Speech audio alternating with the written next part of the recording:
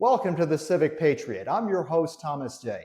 Here we take a no-spin look at Illinois and Chicago politics. We're progressive in values, tough on bad governance. From City Hall to Springfield, we'll cut through the noise, ask the hard questions, and bring you the conversations that matter. Be sure to subscribe on YouTube, Spotify, or Apple Podcasts so you never miss an episode.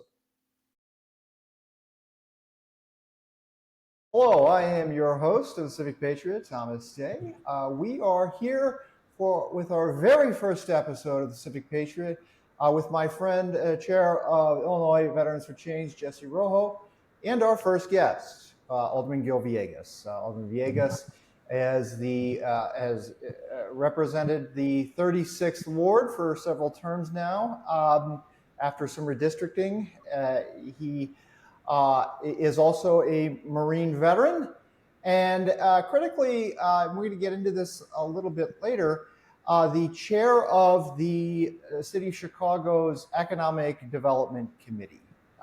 And I'm going to ask you a little bit about that, Alderman. Before we getting into other topics, I did want to get your thoughts on the current threat being made by President Trump to deploy National Guard troops into Chicago. I know you don't agree with this effort, and you have made your opinions on this public and your public opposition to deploying troops in Chicago.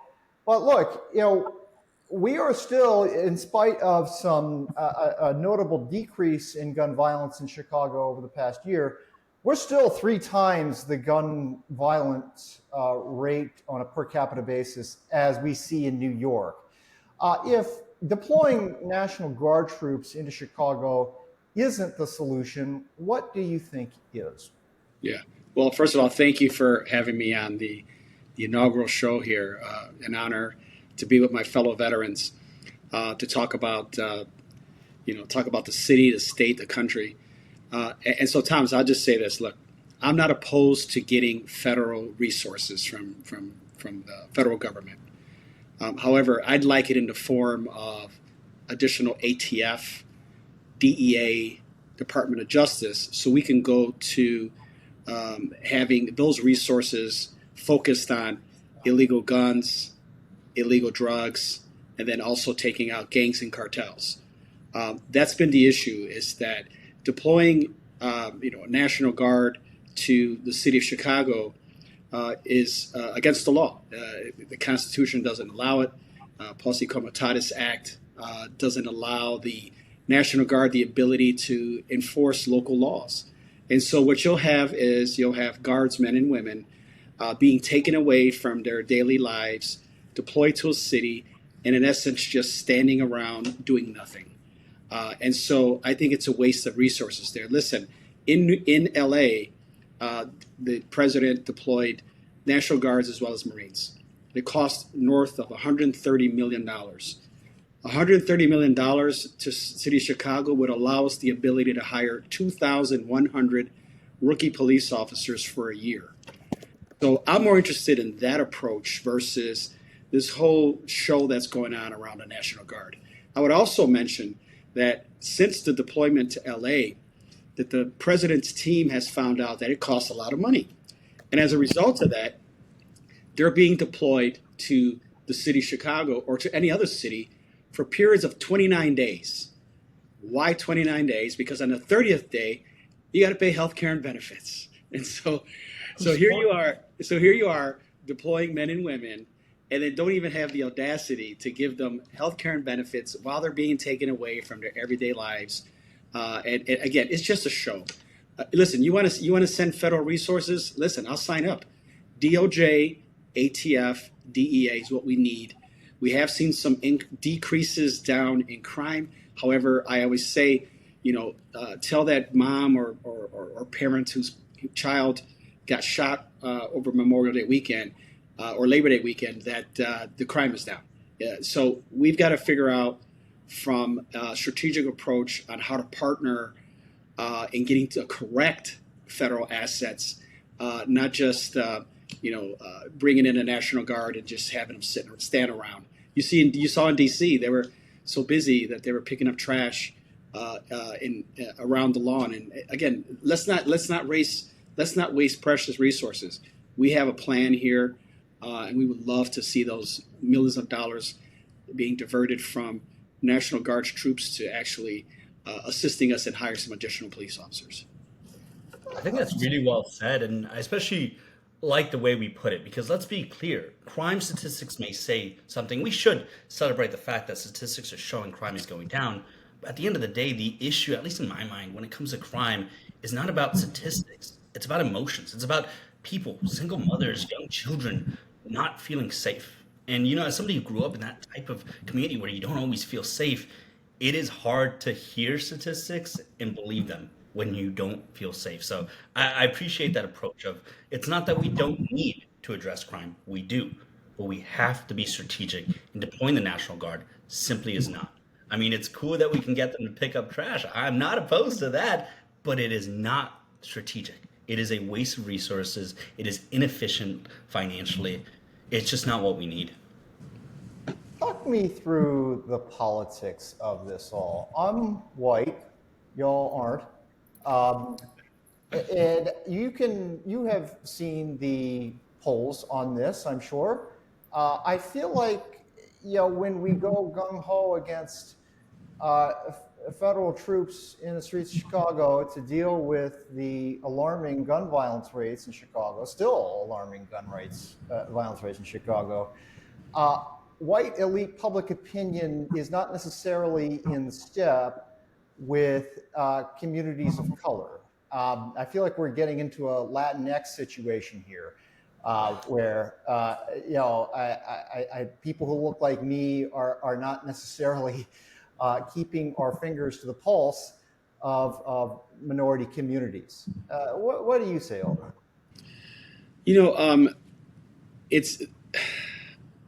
This is all. I'm really frustrated that we're here in this time right now, where at a time where 250 years of USA's existence, and we're not really dealing with the major issues that are going around the globe.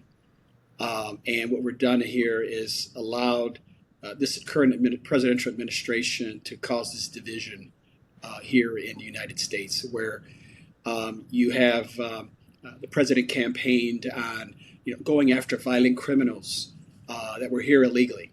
And I can tell you, as a Democrat, go ahead. You have that authority to do that. You should. I haven't met not one Democrat or Republican independent that's saying, no, keep the criminals here. What we're saying is, you know who you're looking for. Go ahead and do your job. But what we've seen thus far is that half the people that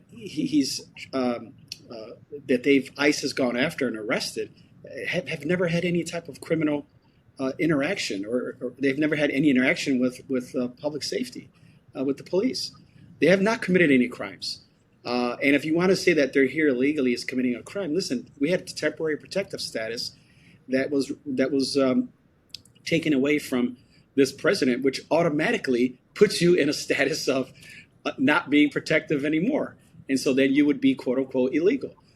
The Latino community is just the next chapter in America's book. We've seen this when the Irish came. We've seen this when the Italians came.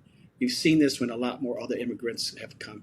And now we're just the new chapter where Latinos, unfortunately, are being targeted here. And we would have thought that over the 250 years that we've learned a lesson here, that we do need immigration. We do need to make sure that we continue to allow people into this country. We always need a entry-level workforce, and then that next generation succeeds. I'm a first generation born here in the United States of America, and born and raised in Chicago Housing Authority, which is public housing. And statistically, I shouldn't be here representing as a council member one of the members in the third largest city, but I am because of my upbringing, of my mom and my family instilling on us that you have to work hard, you have to serve your country, you have to go to school. All these things that immigrant children are taught how to assimilate here in America. And I think we need to not lose sight that what's going on right now at the federal level is an attempt to demonize a population that has contributed to this country. We've had Latino veterans all the way from World War One, and we've had some of the most decorated units that have served this country and have died for this country that have been Latinos, just like every other ethnic group here in America. But it's just frustrating to see that this division is being manufactured when, in fact, we should be finding a way to continue to have the U.S. as a superpower. You have India right now being courted by China, Russia. These are serious issues here. I mean, you take a look at the real countries that are trying to do damage to the United States. It's China, Russia, Iran, North Korea, and other general extremist states and countries that want to see U.S. fail. They want to see the West fail. And so I think we got to keep our eye on the ball and remember what the overall goal is. This 250-year experiment that we call America is fragile. We saw that on January 6th. And so we got to be vigilant, not just as Americans, but as veterans, remembering that we took an oath, and that oath doesn't have an expiration date. And so we got to make sure that we're staying vigilant. Pivoting the conversation a little bit, investments in public safety, of course, cost money. The Chicago public school system just recently passed a budget that, while avoiding the payday loan, still kind of enact some one-time fixes to get into the next fiscal year. Still confronting $700 million structural deficit. The city of Chicago, structural deficit nearing $1 billion. That will increase in future years. Can you map out what a long-term strategy looks like to balance our budget? Yeah, well, listen, I think that we've been very consistent. The good thing is that on the city council, there's about 16 to 20 of us, depending on all the details, are really trying to hold the line to make sure that we're putting forward a responsible budget. And when I talk about responsible, I mean, when you introduce a budget, it's a moral document, but it's also a math problem. You can only spend what you have, and so you have to make some tough decisions in some cases. So I've been of the opinion of saying that we got a right-size government. We need to take a look at creating efficiencies through the utilization of technology, taking a look at some TIF surplus dollars, and then lastly, revenue. Once we've demonstrated to the public that we've done everything we can to continue services and be lean as possible, but we're short a couple of bucks and we need to go back to the taxpayers to show that we're sharing in the pain as relates to how to deliver services for the city. And I would say the same thing at CPS, is that unfortunately here in Illinois we have an issue around funding education. We're too reliant on property taxes. Either the state and the federal government is going to help fund education or they're not. Property taxes is tough.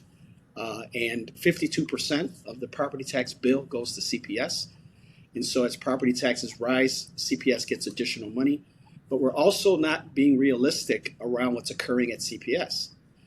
You've had tens of thousands of kids leave CPS, and you've seen the amount of staff grow at CPS.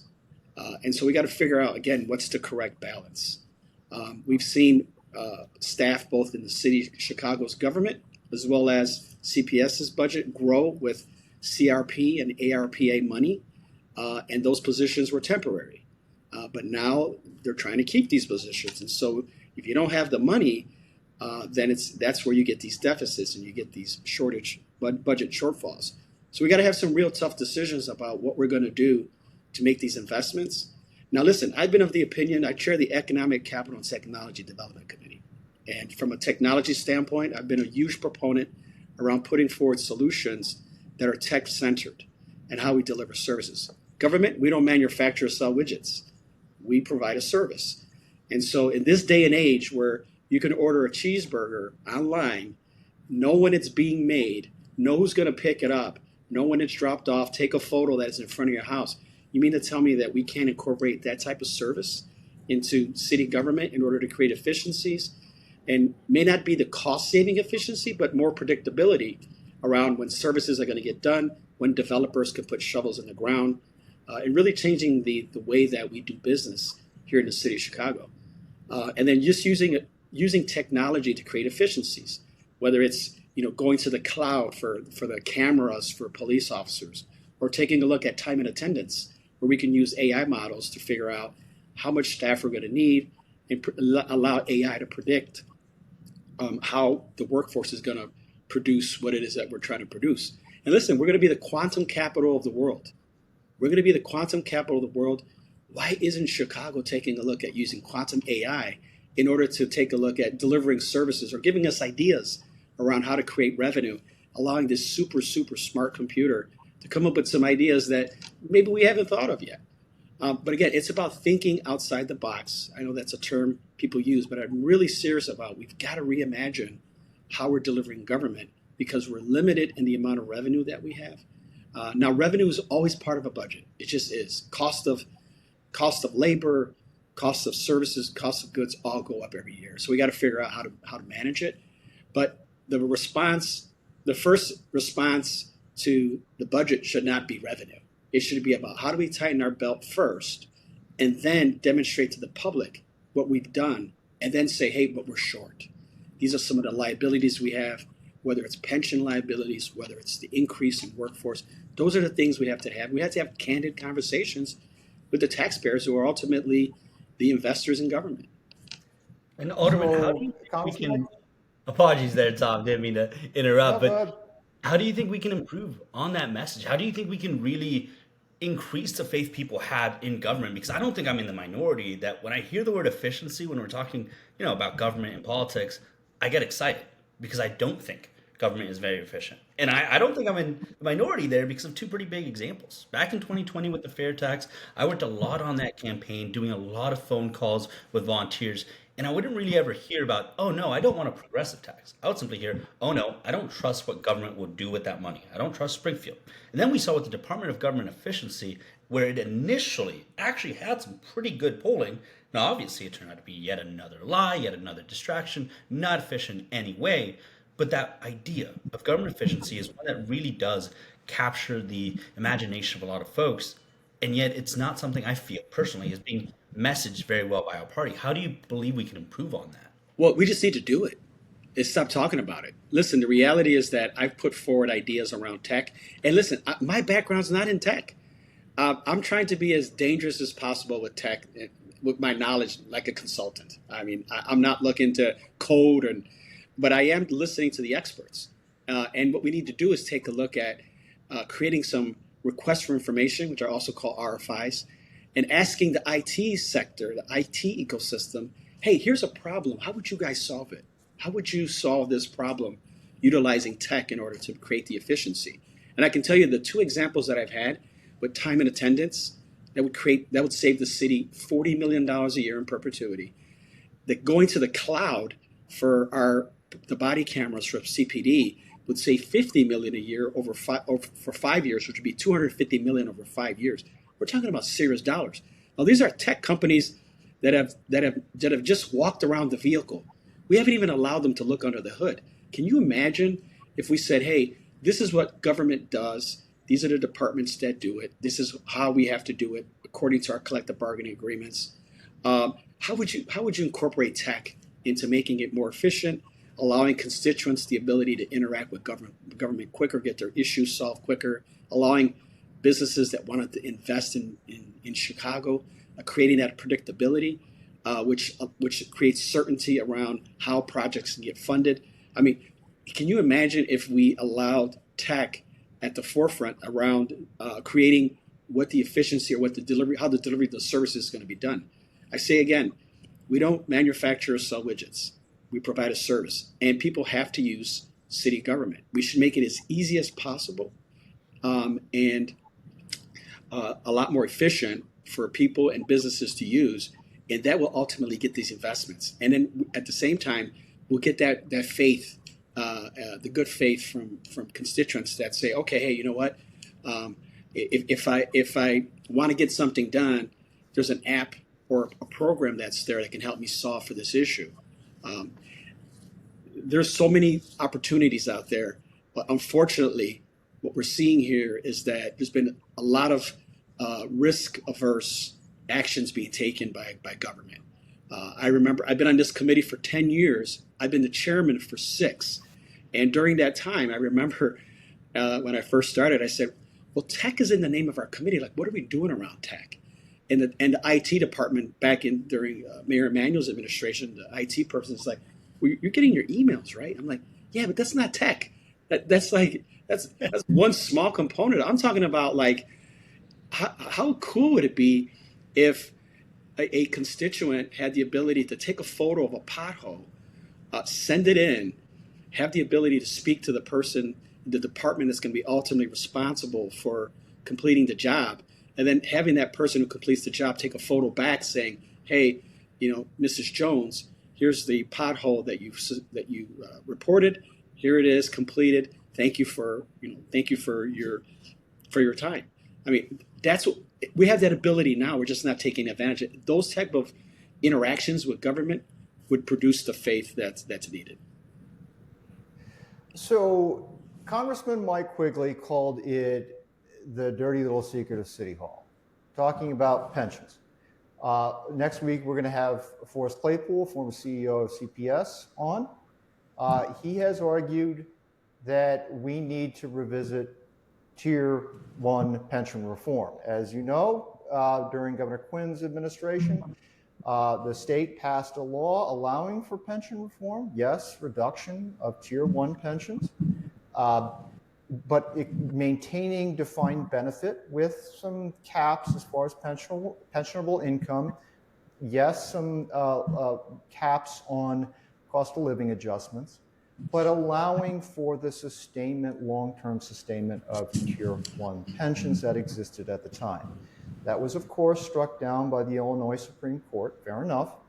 But should we, as a state, be going in front of taxpayers in asking for a constitutional amendment, allowing for some degree of Tier 1 pension reform? They did it in Rhode Island. That's not exactly a MAGA state.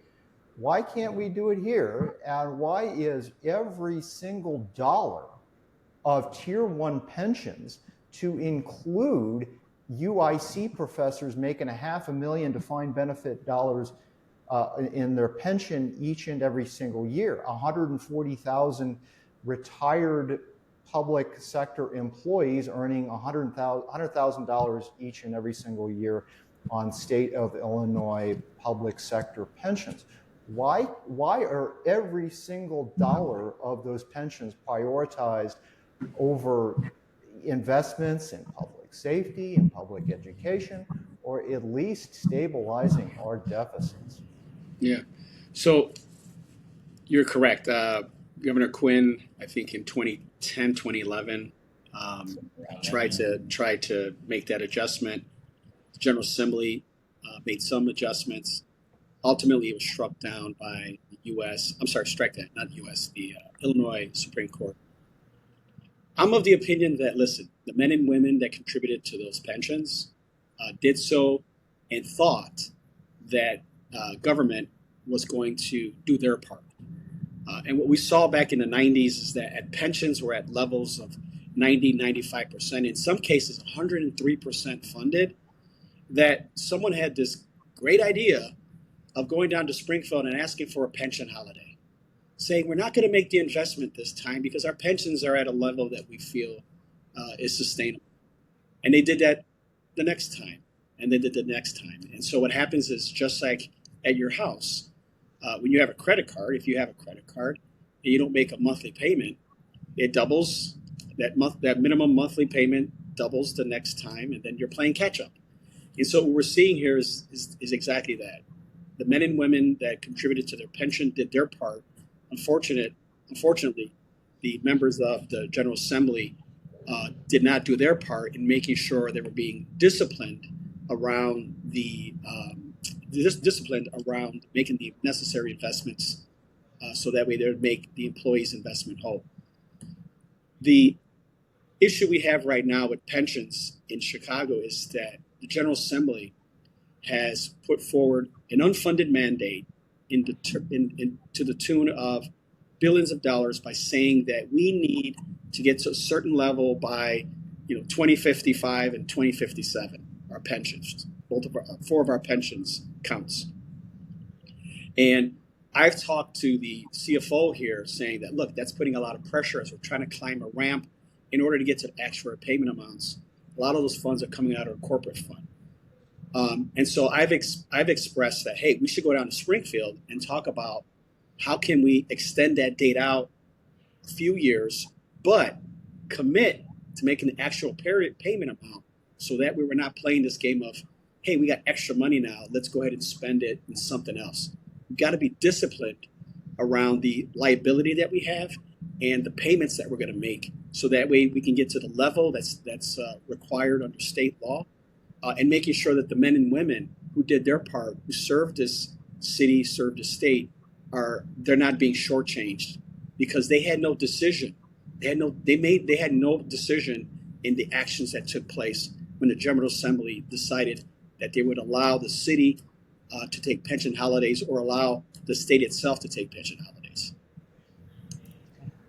Governor Pritzker, 4 years ago, signed a piece of legislation that allows for the Chicago Teachers Union to strike, organize a work stoppage in response to measures that have absolutely nothing to do with their contract and employment compensation.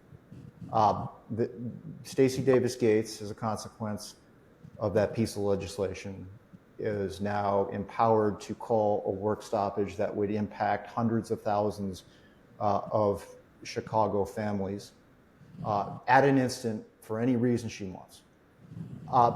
Have we given a little too much power to public sector unions in Illinois? And for context, teachers cannot organize work stoppages in New York City. Of course, not exactly a bastion of MAGA conservatism. In Massachusetts, public sector employees cannot organize work stoppages. In Illinois, not only can public sector unions organize work stoppages, according to state law, Stacey Davis Gates can organize a work stoppage for absolutely any reason she wants. How can we achieve progressive priorities when we have provided, folks like Stacey Davis Gates so much authority outside of the normal democratic process to, achieve her own political aims? Well, I think that Chicago specifically is where the labor movement started. But what you see is that in some instances, specifically with the Chicago Teachers Union under its current leadership, and I want to preface this by saying that the work that the men and women do as teachers, I want to make sure we're respecting that and we're uplifting that, because they are charged with educating our kids, and educating the future, and producing future leaders like myself, who am a product of Chicago Public Schools. But what we've seen is that under this CTU leadership right now is that it's actually become a political action committee, where they've spent millions of dollars electing state representatives, state senators, Cook County commissioners, aldermen, and most recently, the mayor, who actually was the former lobbyist for CTU. And he's been unable to really be neutral around his former employer and former boss, Ms. Stacey Davis Gates. And so what you have is the extreme that's going right now, where you have the CTU current leadership that is, in essence, a political action committee. And they need to, there needs to be some safeguards around how this is played, because they've actually elected people that are doing their bidding down in Springfield, the county building, and at City Hall. Well, listen, unions are in place for a reason. I mean, you take a look at this 5-day work week, you take a look at the 40-hour work week. I mean, these are things that unions created. And this is the backbone of that. And people across the country enjoy those wins because of unions. And myself being a former Teamster for almost 10 years and being a union steward and representing drivers and dock workers, unions are necessary to make sure that, number one, workers are getting a fair compensation, the workplace is good. And so it's when you start to get out of that lane and start trying to impose ideology with union contracts is where you see what's going on, where you see people demanding all these things that are like, wait a minute, like why is this union demanding these types of things that are really the responsibility of government? I mean, we can always partner, but at the same time, it shouldn't be codified in contracts. These are things that we need to be careful on. So I would say that really the outlier of this is that the current leadership at CTU has become very extreme, and they are, in essence, the representative of the Democratic Socialist of the Democratic Party. And they're in power right now. And as a result of that, they're putting forward policies that they believe in. But, the pendulum always swings. I think that you're seeing right now in America is that whether you're the far left DSA or the far right MAGA, that most Americans are either center left, center right. Listen, as a Democrat, I want affordable housing. I want health care for all. The question is, how do we pay for it? And I think that's where the pragmatism comes into play. It's like, okay, let's figure a way to do this. Let's get our partners in corporate America. Let's get our partners in labor. Let's all sit at the table to try to figure out how we're going to deliver on what are really not just democratic values, but just human values. People deserve an opportunity to not have to worry about going to the doctor and receiving services. Or having to try to figure out where to live. I mean, these are just basic needs that, as one of the richest countries in the world, we should be leading an example on how to put forward policies and pathways to make sure that Americans are not having to feel stressed out over the simple needs of housing and healthcare. Yeah. Last question, and I'll set some context here. Sure, everybody knows your urban history. In the 1970s, New York City runs a massive budget deficit, goes to Gerald Ford for a federal bailout, was told to, according to the headline in the New York Daily News, drop dead, meaning Gerald Ford did not approve of the federal bailout of New York City. Now, in the current day, I think it's safe to say President Trump, at the thought of a bailout to the city of Chicago, would have some more clear language even than drop dead against us. Now, I'm reading this book right here. It's called The Gods of New York, talking about New York City in the 1980s, which of course Donald Trump is a part of that story. Also explaining how New York City initially got out of its troubles. Part of it was the growth of the financial industry that happened in the late 1970s and 1980s that boosted the economic fortunes of the real estate market, of higher income residents that were pushing more dollars, more revenue into the New York City Treasury that allowed for the city to get out of the worst of its debt crisis. That is to set the context for a topic I know you know very well as chair of the City Council's Economic Development Committee. I'm shortening, I know it's a larger title of the committee. So, as you may know, I teach this topic at the Harrow School of Public Policy, and I've run some data. In 2008, on a per capita basis, what we might quantify our city's tech competitiveness on a per capita basis, Chicago was $14,000 annually behind per capita GDP, behind the superstar cities: San Francisco, Seattle, New York, Washington, D.C., Austin, Texas, and Boston. $14,000. 14 years later, in 2022, we are now $37,000 per capita GDP behind the superstar cities. Are we really doing this right? I am about a mile away from an 8-story building that sits on the North Branch of the Chicago River that was going to go be a biotech hub that has sat empty for 2 years. You may know 1871 has had to close its physical location because it was running a more than $3 million deficit. Isn't it time to pivot how we're thinking about tech-based economic development in Chicago away from a strategy that, frankly, has just not demonstrated success in the last 15 years? Well, I would say that the tech ecosystem here in Chicago has been thriving despite our city's efforts. And I would agree that city government should have been more of a partner in putting forward policies and opportunities for tech companies. I've had the opportunity to speak at 1871 with some venture capitalists that were looking to try to invest in companies here, and some of the companies that were able to get investments not from venture capitalist firms here but from the coast were concerned that the investors would say, hey, we need you to move out to the West Coast or the East Coast, but they allowed them to stay here locally in the Midwest. So from the venture capitalist standpoint, we've just been pretty conservative around the investments. So we need to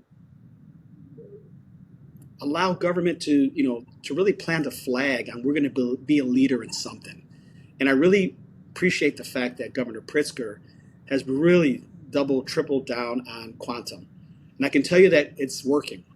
We're just in the infancy stage, and I can tell you that within the next decade, there'll be thousands of jobs created, thousands of companies created from the quantum investment here.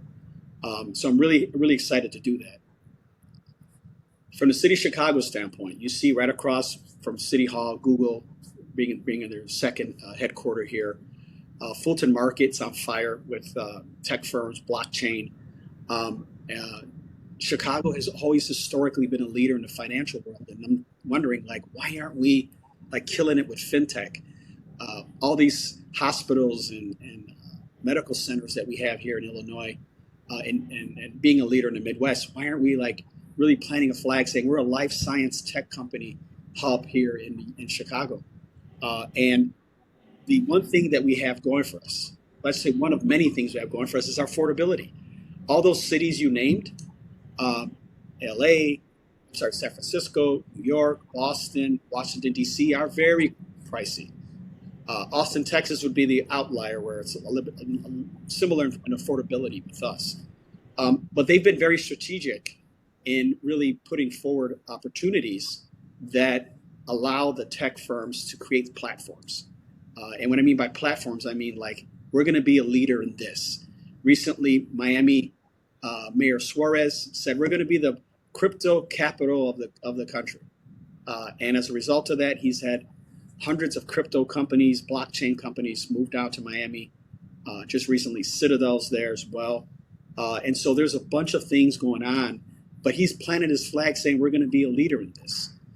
And that's what Chicago has not been able to do. The city itself, the governor has said we're going to be the quantum leader and has put money behind it and resources behind it, whether it's through P33, 1871, and U of I mean, Discovery. I mean, there's a bunch of things that are going on, but the city needs to step up. And the current leadership right now is not really focused on tech. And I've explained that instead of,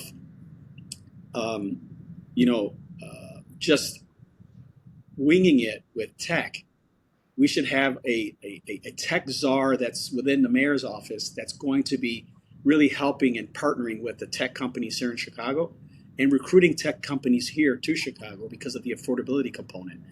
But at the same time, that's how we're going to grow our economy. We're going to grow our economy through tech, through affordability. There's a lot of opportunities here. I'm bullish on Chicago because of the fact that there's so much opportunity here. And when you take a look at all the universities around Illinois, we're the largest real city in the Midwest. I mean, we're a true real city, and we're a global city at that. And so people want to come here, but there's some work that we got to do, and we know we have some issues, and we've got to correct those things. But I think it starts from the fifth floor here at City Hall about putting forward an agenda that really focuses on tech, because there's no reason why Austin and Boston and DC should be beating us in tech. We're the third largest city, and there's no reason why we shouldn't be in the top three around tech. And we're going to get there, because I believe me, I talked to colleagues. I'm on national boards, and I talk to colleagues throughout the country, and they're a little jealous of us with quantum. But it's going to be incumbent upon us to really take this opportunity and build on it, and not be shy about it, and be very aggressive, because we have this one opportunity here to be a leader in quantum. But there's ancillary businesses that are going to come out of it around tech, and so we need to be very, very aggressive and be very creative on how we're going to put forward the red carpet in the tech sector.